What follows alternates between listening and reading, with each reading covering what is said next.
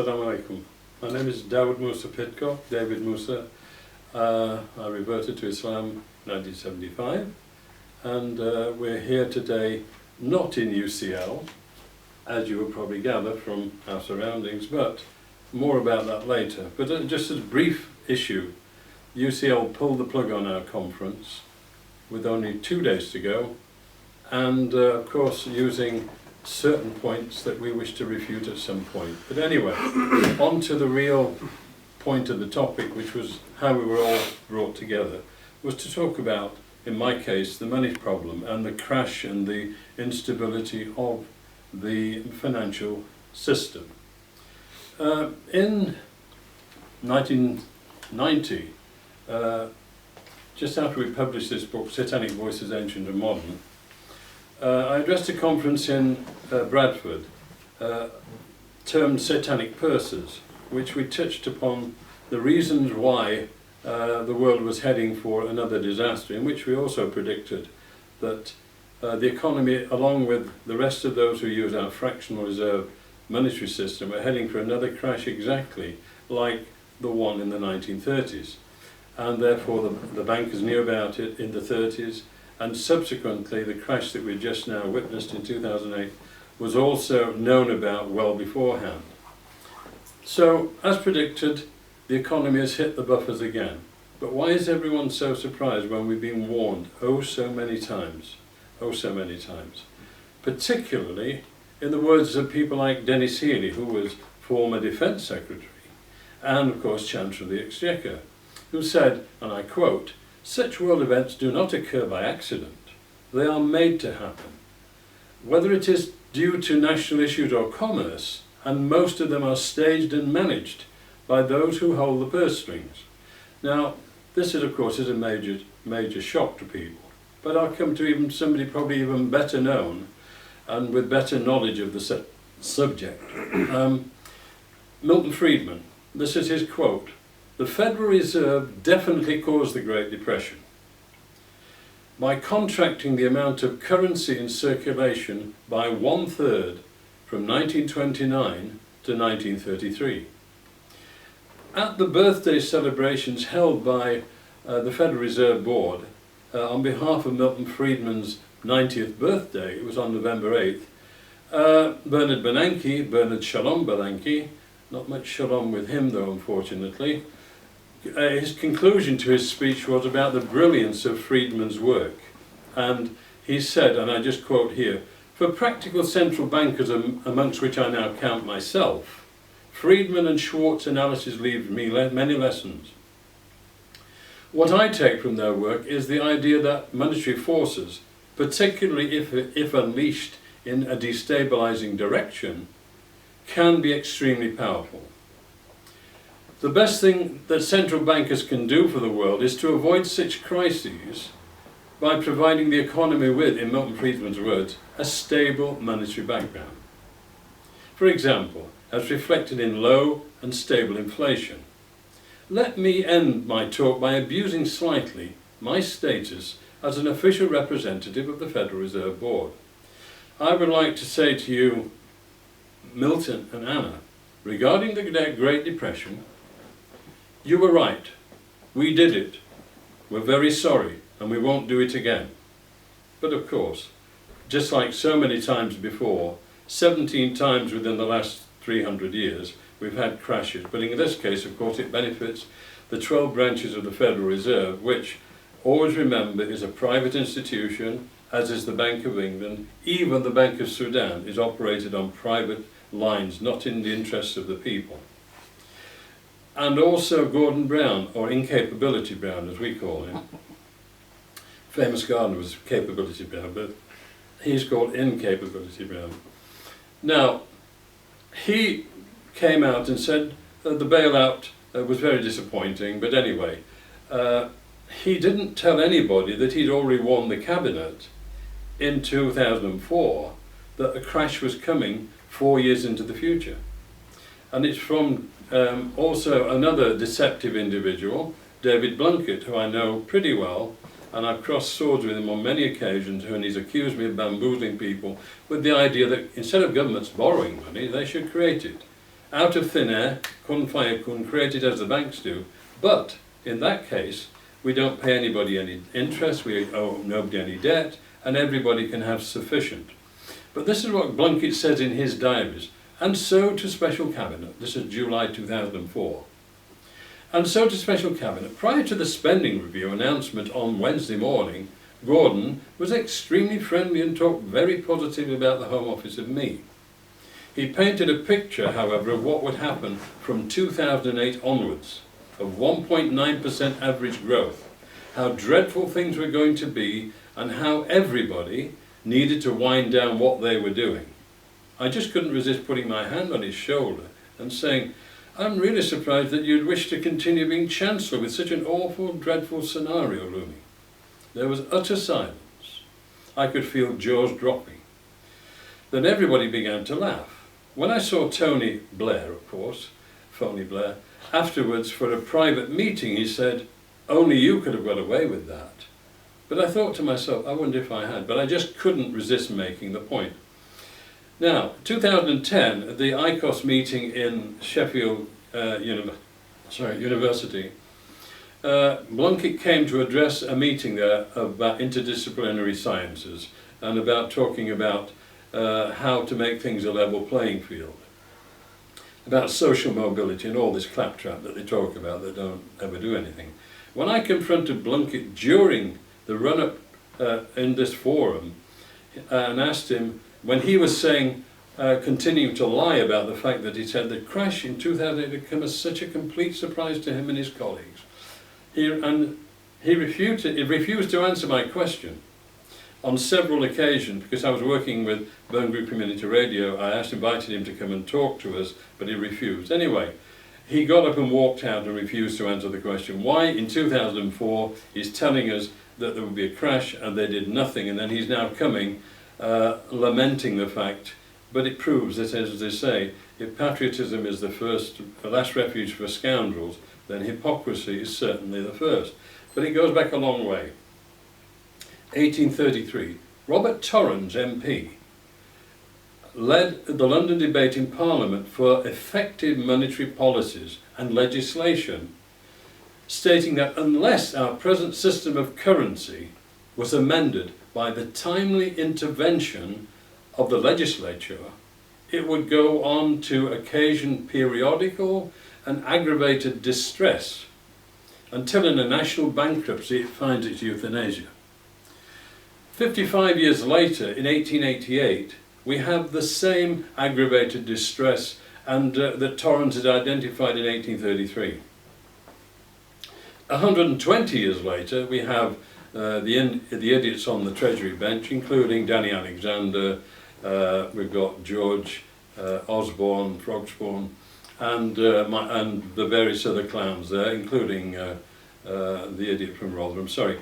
But anyway, we've got them, 2013, the same aggravated distress has gone on, but it's gone on now for 300 years. This is not new. The problem is because underlying the whole system is debt, compounded by interest, and there is no possibility of stability or barakah when you have that formulation. Now, David, very interesting, probably the most honest Prime Minister we've had in many years, was Benjamin Disraeli, the first Jewish Prime Minister. And of course David Cameron is the second, he's a Levite. Emil Levita was his grandfather. But Benjamin Disraeli wrote in his book Coningsby, a brilliant account, which is a parody, but talks about the euthanasia. And this is what he writes in 1844. Coningsby. I'm going to Cambridge at the weekend, said Coningsby. I was almost hopes that you might have remained as long here. I also.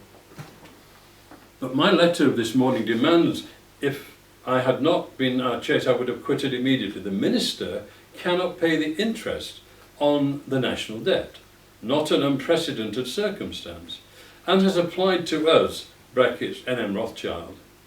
I have never permitted business of state to be transacted with it without my personal interposition. And so now I must go up to town immediately. Supposing you don't pay, said Coningsby smilingly. If I followed my impulse, I would remain here, said Sidonia. Can anything be more absurd than that a national government should apply to an individual, private individual, to maintain its credit, and with its credit, its existence as an empire, and its comfort as a people? So, this is the point that Coningsby or Disraeli and many prime ministers have already discussed this, particularly Gladstone.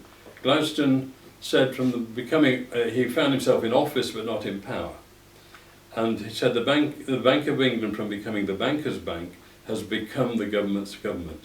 And he had no money in six figures that was independent of city control till he created the Post Office Savings Bank. A man walking along a beach, when he comes across a lamp partially buried in the sand, he picks up the lamp and gives it a quick rub. Surprise, surprise, a genie appears and tells him he has one wish, and one wish only. The man thinks for a moment and says, I want to live forever. Sorry, said the genie, I'm not allowed to grant eternal life. Okay, I want to die the day after any government balances its budget and eliminates its national debt. The genie said, you crafty little blank, blank, blank. Okay. Henry Ford, it is well enough that people of the nation do not understand our banking and monetary system. For if they did, I believe there would be a revolution before tomorrow morning. Absolutely right. Till debtors do part. The burden of debt is as destructive to freedom as subjugation by conquest. This was Benjamin Franklin's statement. Interesting that debt figures greatly in when we look at history. The history that we completed in this book, The Other Road to Serfdom, begins in 2400 BC, where in Lagash in Sumeria, present-day Iraq and that area there, they cancelled all debt in the 7th year. No debt was allowed to exceed 7 years. It was written off automatically. And when you read the reasons why, that debt destroys society, and therefore the wisdom was to eliminate the debt and allow society to survive. Otherwise it breaks down. They revert into alcoholism, all the things that happened in the time of the flood of Noah alayhi salam, and all the societies have self-destructed through debt, usury and sodomy. These are the things, and of course which will bring us back to UCL and Jeremy Bentham at some point. So the debt must be cancelled. And of course Thomas Jefferson, the famous American president who was well informed on practically all issues, he said the modern theory for the perpetuation of debt has drenched the earth with blood and crushed its inhabitants under burdens ever accumulating. Imam Ali, radiallahu anhu, said, we withstood the weight of the iron, the stone and the lash, but found the hardest thing to endure is the burden of debt. Napoleon, who you'll be surprised to learn, converted to Islam. On being shown the debt of France, and of course the escalating debt that goes with it, it is all the debts that with interest grow like cancer. All the growth that they look for is always not benign, it is always malignant. On seeing the debt of France, he said, the deadly facts herein reveal that it is amazing that this monster interest has not devoured all humanity. It would have done so long ago had not bankruptcy and revolution acted as counter-poisons.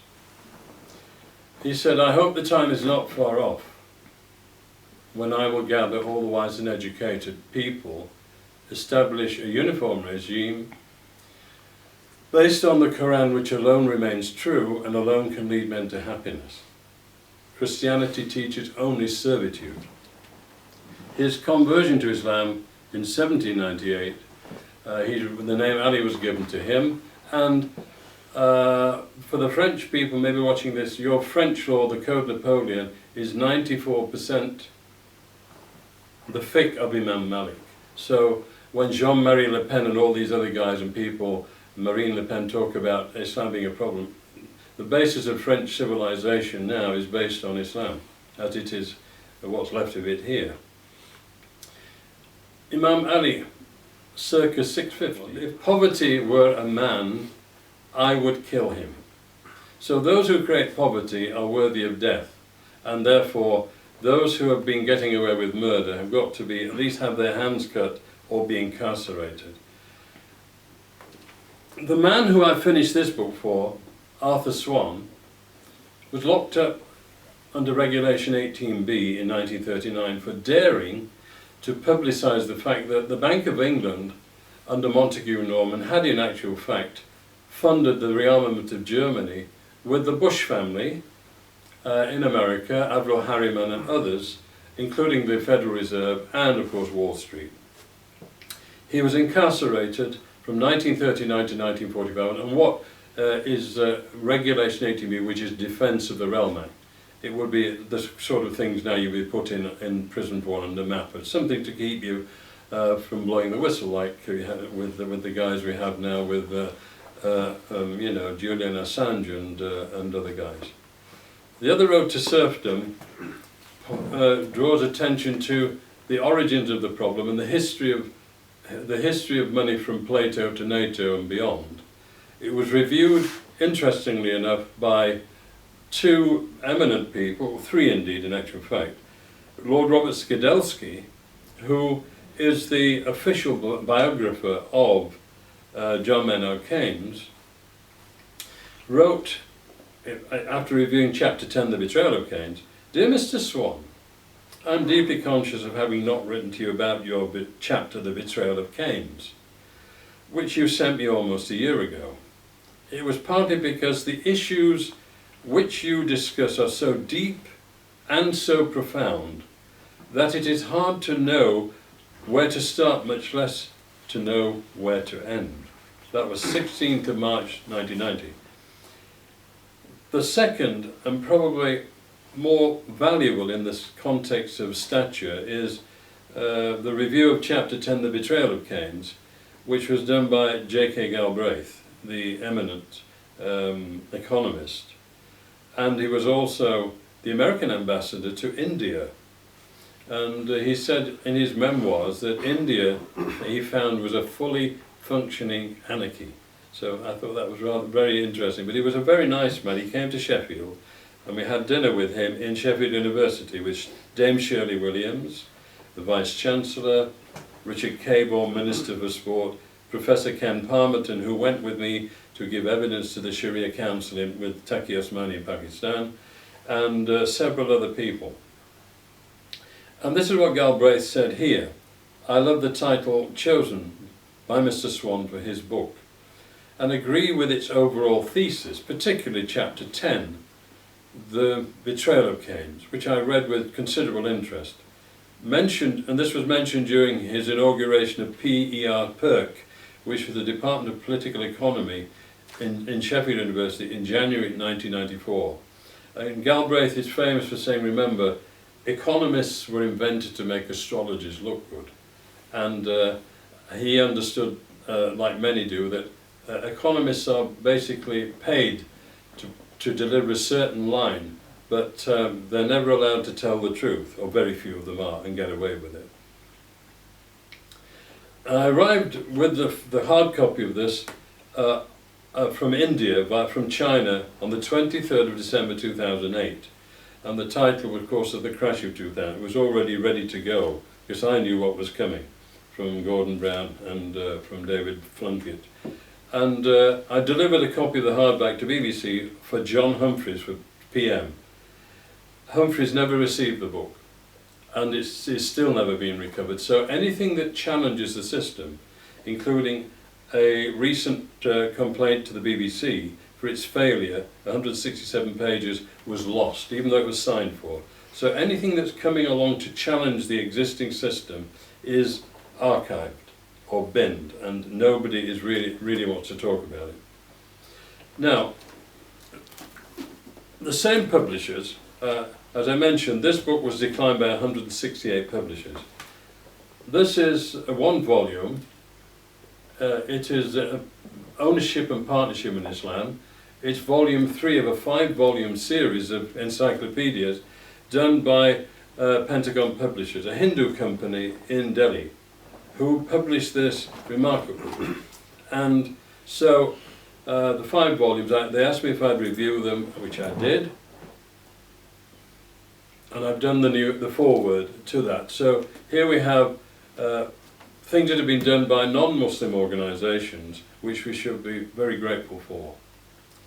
Allah has said He has permitted legitimate trade, but expressly forbids interest, riba, usury, sood, vice, lishi, bunga, ribis, wonga, heta iska, etc., etc. So no matter how we spell it, it's forbidden.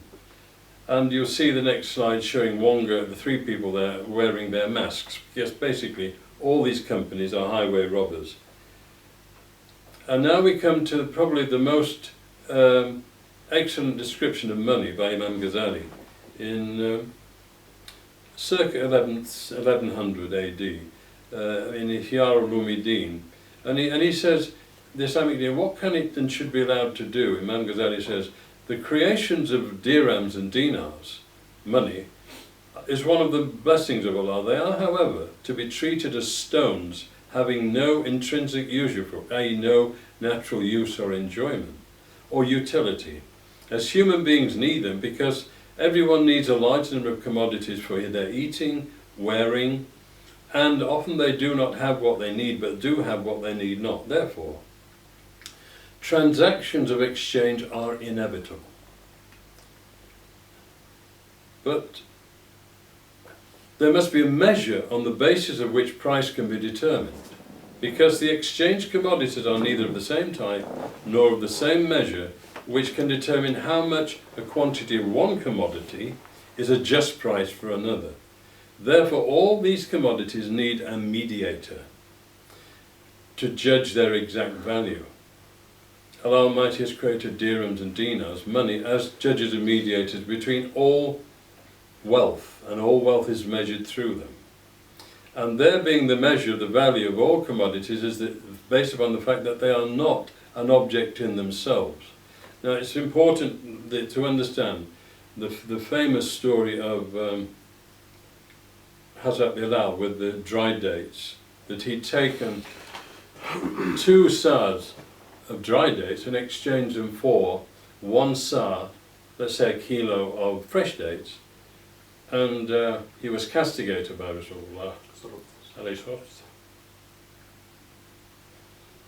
And he was told, take back the fresh dates and go and bring back the dried dates.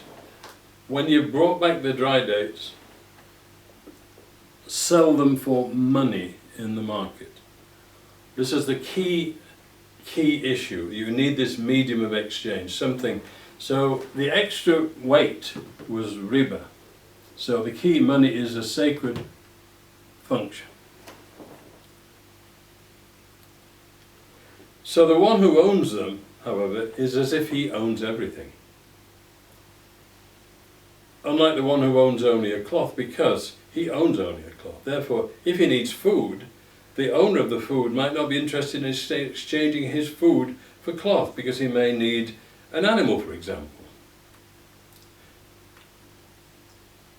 Had they been an object in themselves, one could have a specific purpose for keeping them.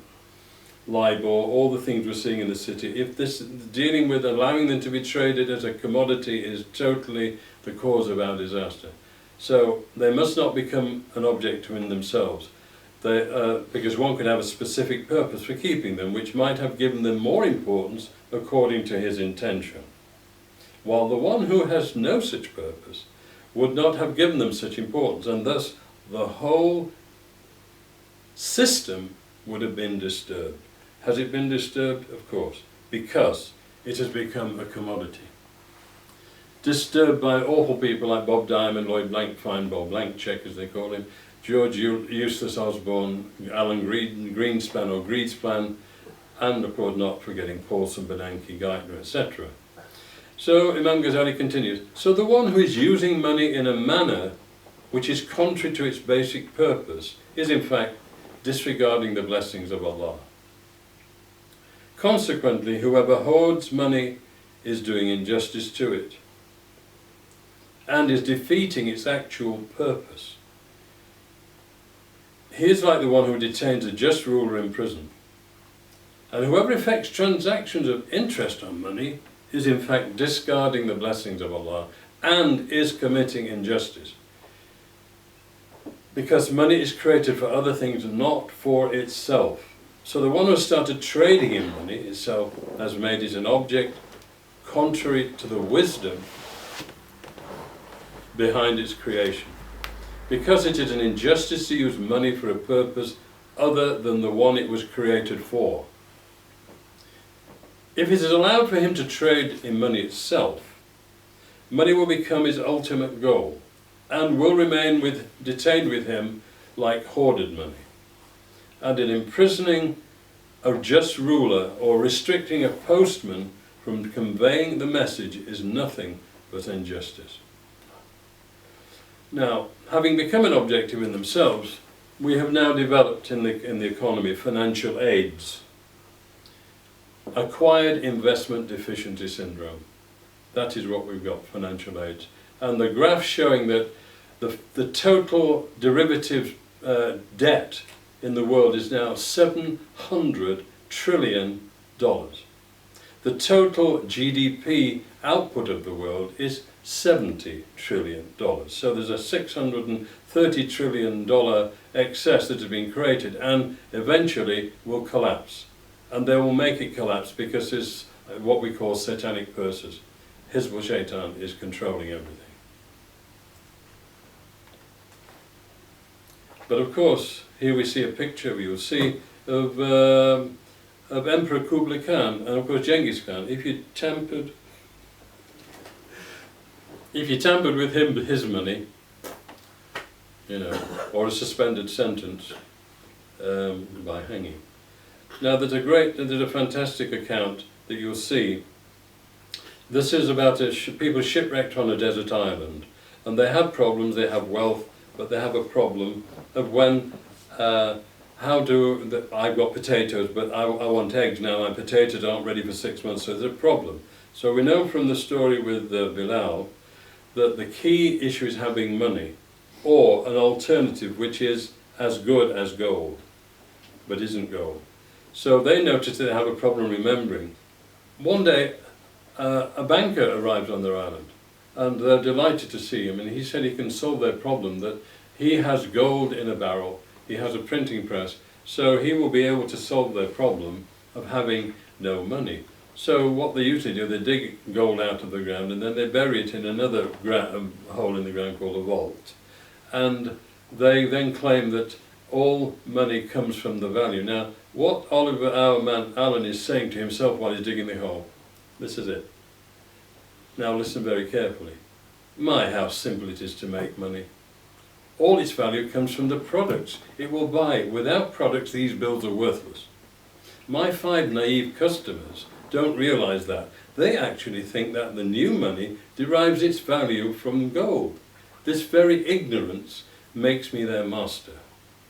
And as evening drew close by, the 5 companions came, so he gives them $200 each, and they're absolutely ecstatic.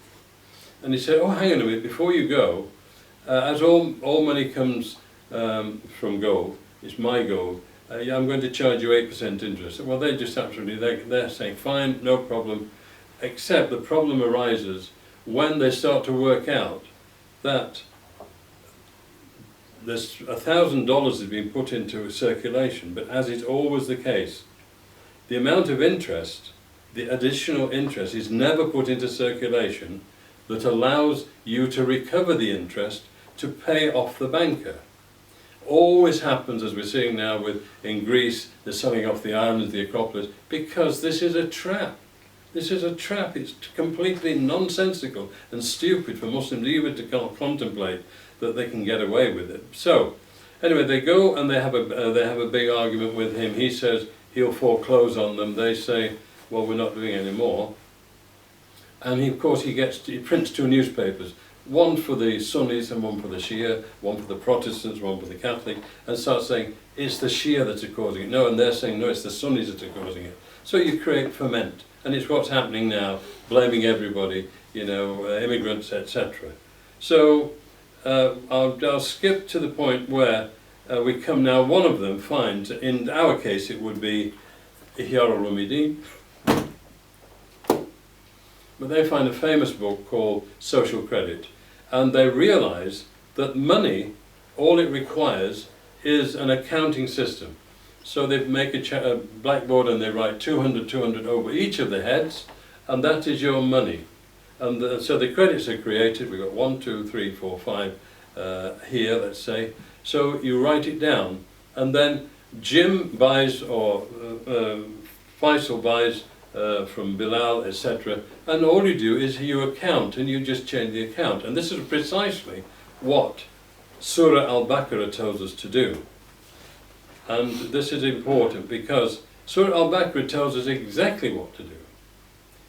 Verse 282. O you who believe, when you deal with each other in transactions involving future obligations in a fixed period of time, reduce them to writing. And let not the scribe write down faithfully as between the parties, and let not the scribe refuse to write, as Allah has taught him. So let him write, and let the one who incurs the liability dictate. And let him fear Allah, his Lord, and not diminish anything of that which he owes, and get 2 witnesses. The witnesses should not refuse when they are called to testify, and not to disdain committing your affairs to writing and contractual obligations for a future bit, whether they be small or large. It is more just in the sight of Allah, more suitable as evidence, and more convenient to prevent doubt amongst yourselves. So, the market can stand good news and bad news. What the market can't stand is doubt, uncertainty. So here we have the answer that you need to have an accounting system. The Quran is written on paper, it's not written on gold. It's said a time will come when it's written in letters of gold but not acted upon. So what good is that? So the point is that the accounting system, you don't need gold, and you don't need to... Zakaria Bawani, one of the smartest Asian, he's actually Bengali, he was basically George Soros of the Asian world. And at the Gold Dinar Conference in Malaysia, 2002, I read his solution. He said, what we need to do, this is the solution. I'm in Malaysia, and you are in Pakistan. I wish to buy rice from you, and you wish to buy rubber from me. Now, what is the price in the market on that day? Let's say it's $100 per kilo, per ton for rubber, and let's say it's $100 for, but I have rupee. Now the problem is I've got to change my rupees into dollars, okay? But he said, no, the smart thing is we use the dollar as the measure, and instead of the money coming from overseas, my central bank pays me in my local currency, and in Malaysia, my central bank pays me in my currency. So you've used the dollar as the measure. Solve the problem. So, of course, that of course went down like the lead balloon, but we shouldn't be surprised. So there are solutions, and of course Khurshid Ahmed, a great character, he was a senator, he said we've been cowards. I went to Pakistan, gave evidence to the Sharia court with a Christian who wrote the third review of the book, Professor Ken Parberton, who said, implement Sharia, do it. But of course, the Supreme Court, the cowards, I have to say, and I think his name, it was a Brigadier General Qureshi, on a live interview I did with him on ARY television, with Professor Parberton, saying that they were going to implement Islamic law. Oh, he said, fantastic, you'll implement Sharia. He said, we are not a backward country. Now that's live, I've got it on record. So, these guys think Islam is backwards. But it isn't, as you'll see, inshallah. The issue that we're facing now is that this is what Abraham Lincoln, it's very important that you know what we're building up to now. This is what he said in 1864, 21st of November. I see in the near future a crisis approaching which unnerves me and causes me to tremble for the safety of my country. Corporations have been enthroned. An era of corruption will follow. And the money power of the country will endeavour to prolong its reign by working upon the prejudices of the people until wealth is aggregated in a few hands and the republic destroyed. The money power preys upon the nation in times of peace, conspires against it in times of adversity. It is more despotic than monarchy, more insolent than autocracy, and more selfish than bureaucracy. I have two enemies, the Southern Army in our front and the financial institutions in our rear. Of the two, the one in our rear is my greatest foe. He went to the financial institutions in New York. They demanded 36% interest on the loan, and he said, you know, buy one, get one free. And he issued the greenback dollar, which is debt-free money, interest-free, and I will show you, inshallah, that. Now, this is what Lincoln declared in 1865. Money is a creature of the law, and the original issue of money should be maintained as the exclusive monopoly of national government. Money possesses no value to the state other than that given to it by circulation. Capital has its proper place and is entitled to every protection. The wages of men, however, should be recognized in the structure of and in the social order as more important than the wages of money lenders. No duty is more imperative to government than it owes the public to furnish them with a sound and uniform currency and of regulating the circulation of a medium of exchange so that labour will be protected from a vicious currency and commerce will be facilitated by cheap and safe exchanges. The available supply of gold and silver being wholly inadequate to permit the issuance of coins of intrinsic value or a paper currency converted into coin in the volume required to serve the needs of the people, some other basis for the issue of currency must be developed. And some means other than that of convertibility into coin must be developed to prevent undue fluctuation in the value of paper currency or any other substitute for money of intrinsic value that may come into use. The monetary needs of increasing numbers of people advancing towards higher standards of living can and should be met by government. Understand, the government could, the Treasury already creates 2.8% of the money that goes into circulation. It borrows the rest. It borrows it at interest. Now, what is the insanity that allows a government to borrow money when it could create it? Only because Qarun, the ancient controllers of money, wish to remain, and I call them satanic purses. This is Hizbul Shaitan. Shaitan's most powerful weapon is riba and debt. And if you allow him to control your lives, you're going down the pit, I'm afraid. So, this is what Lincoln is saying. The monetary needs of increased numbers of people require that government should meet those requirements. Such needs can be served by the issue of a national currency and credit brought into operation through a national bank. I'm going to show you something here that very few people have ever seen. A man called John Bradbury issued 500 million treasury notes called Bradburys, and that solved the crash, the run on the Bank of England. There's a campaign to bring back the Bradburys, and it was going on today in London, which they were going to invite us to go and meet them. Anyway, John Bradbury said in a very important statement in 1932 in the Macmillan Committee, reviewing the failures again of the banks and the system, he said, honesty, even if deemed stupid, is a far better basis for finance than the most adroit finesse. So this shows the Bradbury that the government can and could, if it wished now, solve austerity within 24 hours. Now with electronic things, the Treasury could say, right, we're going to redeem all the debt, through the Treasury, and it could all be solved. But of course it means, as we read earlier, the euthanasia of the rentier, the euthanasia of those who will rent money to the state. So I'll continue with Lincoln because it's very important to see what happens.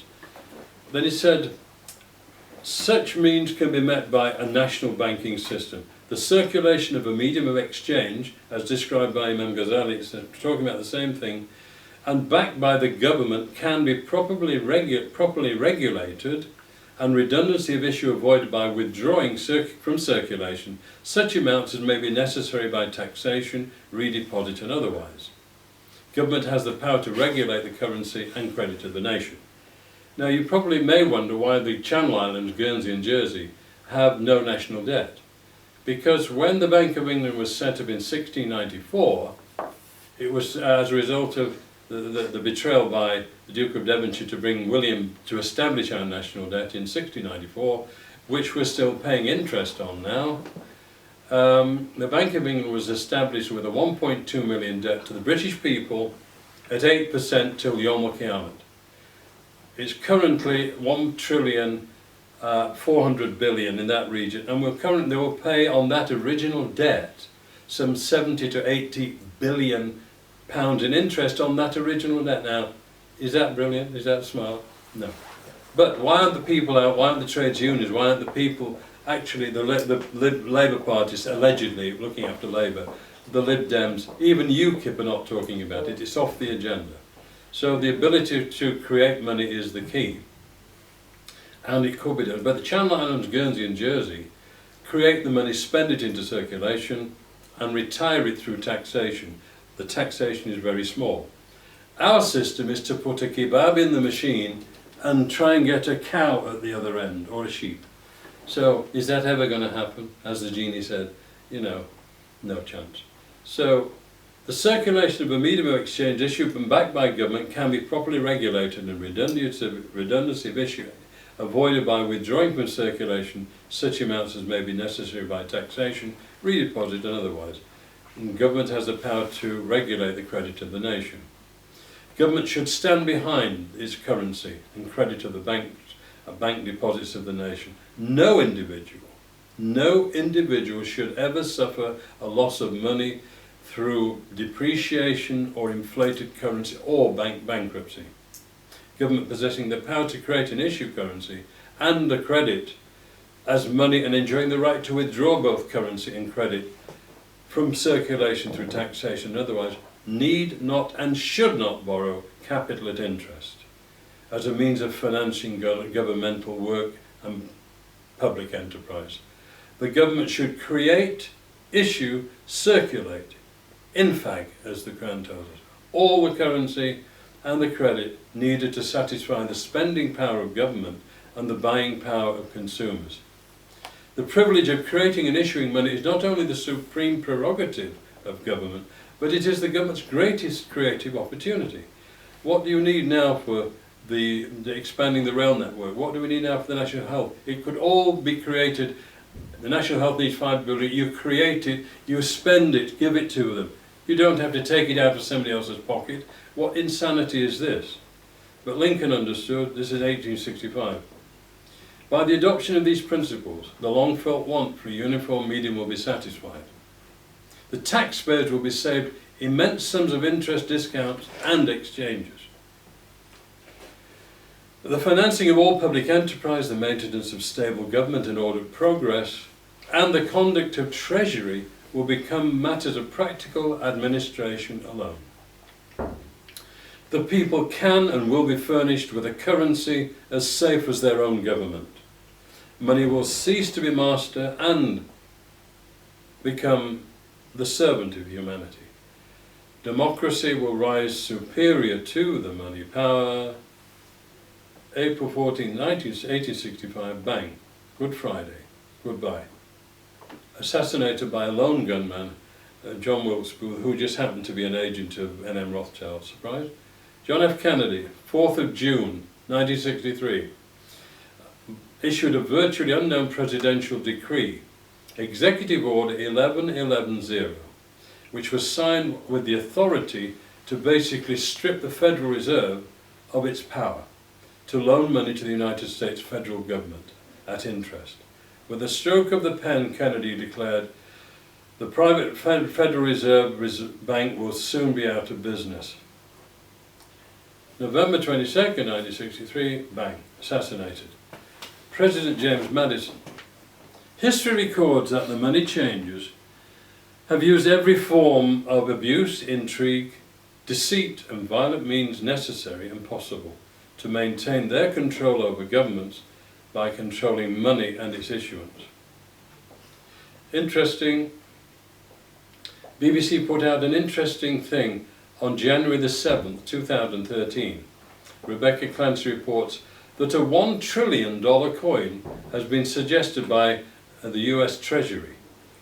Speaking on today's programme, Mr. Rush, founder of OCAM Financial Group, said, I know it's been spoken about in the White House by a number of prominent people, including congressmen are talking about it. He said, in theory, the US Treasury could mint the coin, deposit it in its own account at the Federal Reserve, and would allow the government to write down or cancel 1 trillion of its 16.4 trillion debt bar. Why doesn't it issue 16 coins and do the same? Khalas, finished, it's over. So, and the idea, because of course, the idea of any government doing it, of course, it spells any man, as we know. Jesus walked on water, fed the 5,000, turfed the bankers out of the temple, and of course, the punishment that they deemed for him was crucifixion. But of course, there was a crucifixion, but it was not Jesus who was crucified, as the Gospel of Barnabas tells us. And it's clear from the words of the man on the cross. If Jesus, Isa alayhi salam, was God and Son of God, consubstantially, why would he ask himself, my God, why hast thou forsaken me, if he's God and Son of God? But it makes sense, the dialogue, that it's somebody who was transformed or transmogrified. And it was Judas Iscariot who, when he entered the upper room, immediately took on the image of Isa. He was then taken by the guards and denies he's this and this. But of course, everybody, even his mother, thought it was Jesus. Everybody thought it was him. So, what does the Quran tell us? And they boast that they killed Christ Jesus, the Son of Mary. But they slew him not, but a likeness of him. The transmogrified Judas was the mirror image, and he is the one who was crucified. And Jesus says in the laughing gospel, and this is from the Dead Sea Scrolls, I laughed as I watched them nail their man to their death.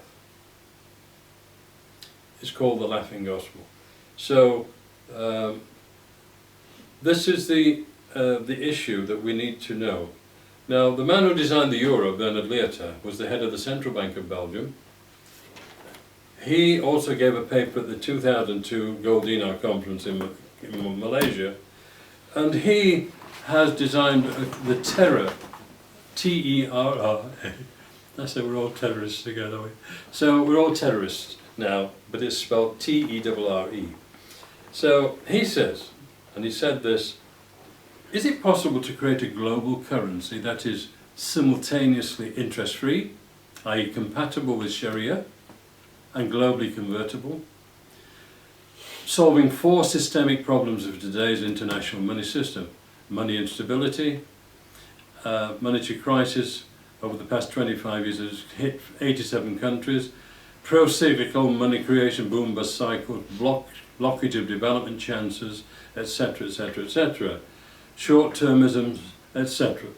Is technically efficient, cost savings for international business compared to today. Adapted for information age technologies, capable of functioning within existing currency systems. And he then goes on to say, 4th, politically realistic. To implement needs to be a win-win for all players, otherwise no chance. The USA or other key countries players, Europe, Japan, China, LCDs, multinationals won't play. But he says, is it possible? In short, yes. Now he designed the euro. The euro should have been a common currency that you spent when you went to France, Germany. When they came here, we would accept it, but they kept the drachma in Greece. They kept the punt in Ireland. If you keep your local currencies, you don't have a problem. So the whole thing became a single currency, not a common currency. So every country in the Eurozone should reissue their own local currency and keep the euro for buying from across borders. So you don't lose in the exchange. That's what Zachariah Bhavani was proposing. It's all doable. So what have we learnt from the foregoing? We should have learnt that money is not safe in the banks, particularly big banks. And we're going to show a video done by the Public Bank of North Dakota. After 95 years, never had a crash, never had any problem during this whole recession, no problem. Because the money it treats as a utility for use in local communities, not to be traded and gambled by Fred the Shred and all these Egypts.